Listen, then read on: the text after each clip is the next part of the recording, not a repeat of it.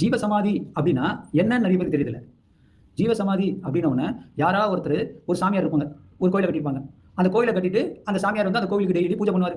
பூஜை பண்ணி ஒரு சிவலிங்கத்தை வச்சிருப்பாரு, இல்லாட்டி ஒரு முருகப்பெருமான் சிலையை வச்சிருப்பாரு, அதுக்கப்புறம் ஏதாவது ஒரு விநாயகர் சிலையை வச்சிருப்பாரு. இதெல்லாம் சிலையை வச்சு டெய்லி அந்த செயலுக்கு அந்த அந்த சிலைக்கு அபிஷேகம் பண்ணுவார், தீபாரதனை காட்டுவார், அதுக்கப்புறம் பச்சனை வைப்பாரு, எல்லாருக்கும் கொடுப்பாரு, எல்லாம் பண்ணுவாங்க, எல்லாம் பண்ணிட்டே இருப்பாங்க. கொஞ்ச நாள் கழிச்சு அந்த சாமியார் வந்து இறந்து போயிடுவார்.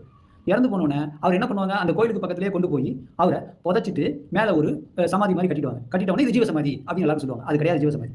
ஜீவசமாதினா ஒருத்தர் சமாதி அடையறதுக்கு முன்னாடி அந்த சமாதி செய்யக்கூடிய இடத்தை தேர்வுபடுத்தி அந்த இடத்துல போய் அவர் உக்காந்து அவரு அங்க வாசியோக பயிற்சியை செஞ்சு அதுக்கப்புறம் அந்த சமாதியை மூடிட்டு விட்டுருவாங்க.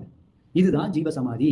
ஜீவன் போய் ஒரு யோகத்துல வாசியோகத்துல உட்காந்து அது சமாதி நிலை அடைஞ்சதுக்கு அப்புறம் அதை மூடுறது தான் ஜீவசமாதி. இந்த மாதிரி ஜீவசமாதி யாரும் அடையல.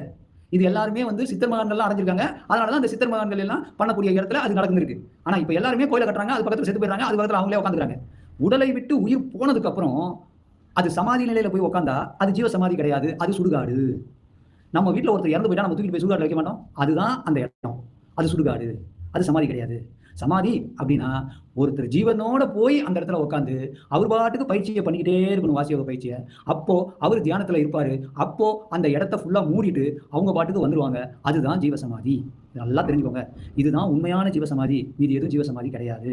வாசிய சிரசுக்குள்ள ஒடுங்காம அவங்க ஜீவசமாதி அடைய முடியாது. இதை நல்லா புரிஞ்சுக்கோங்க. இதையே சித்தர் மகான்கள் வேற விதமாகவும் சொல்லுவாங்க. நம்ம வந்து சமாதி நிலையில நம்ம வாசியை கொண்டு போயிட்டாலும் அது ஜீவசமாதி தான் சொல்லுவாங்க. சமாதி நிலையில வாசியை கொண்டு போறது அப்படின்னா என்ன அப்படின்னு பார்த்தா, மனிதன் உயிரோடு இருக்கும்போது மூக்குல சுவாசத்தை இழுக்கிறான். அப்போ மூக்குல சுவாசத்தை இழுக்காம அவனுடைய சுவாசத்தை சிரசுக்குள்ள இருந்து இழுத்து அவன் அந்த சுவாச பாதையை மாற்றி அமைக்கிறான் பாருங்க. அதுவும் ஒரு விதமான சமாதி தான். இப்ப நான் அப்படிதான் அமைச்சிருக்கேன். இப்போ வரைக்கும் நான் பேசிக்கிட்டு தான் இருக்கேன். ஆனா மூக்குல சுவாசத்தை இழுக்க மாட்டேன். சிரசுக்குள்ள இருந்து தான் சுவாசத்தை இழுக்கிறேன். அப்ப சிரசுக்குள்ள இருந்து சுவாசத்தை இழுக்கும்போது ஒரு அங்குலத்துக்கு அந்த சிரசுல அந்த வாசி அசையுது. ஒரு அங்குலத்துக்கு அசையக்கூடிய அந்த வாசி ஒரு அங்குலத்துக்கு தேவையான சுவாசத்தை மட்டும் சிரசுக்குள்ள இழுத்துக்குது.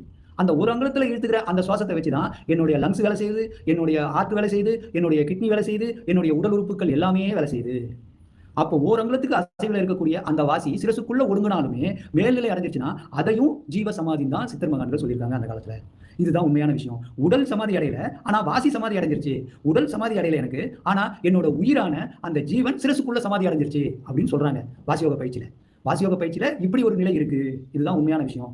உடல் அசையாது, உடல் எப்படி வேணாலும் அசையும், ஆனா உயிர் ஓரங்கலத்துக்கு தான் அசையும். அப்போ உயிர் சமாதி அடைஞ்சிருச்சுன்னு சொல்றாங்க. இப்படிதான் சமாதி நிலை அடையுது. இதெல்லாம் தெரிஞ்சுக்கோங்க. செத்து போனதுக்கு அப்புறம் கொண்டு போய் ஒரு உடலை வைக்கிறதுன்றது அது சமாதி கிடையாது, ஜீவசமாதி கிடையாது. சாகரத்துக்கு முன்னாடி அவர் போய் அங்க உட்காந்து அவர் வாசியோக பயிற்சி பண்ணி தன் ஜீவனை சமாதி நிலையா அடைய வைக்கிறது தான் சமாதி. அதுதான் ஜீவசமாதி. இதுதான் உண்மையான விஷயம் ஐயா.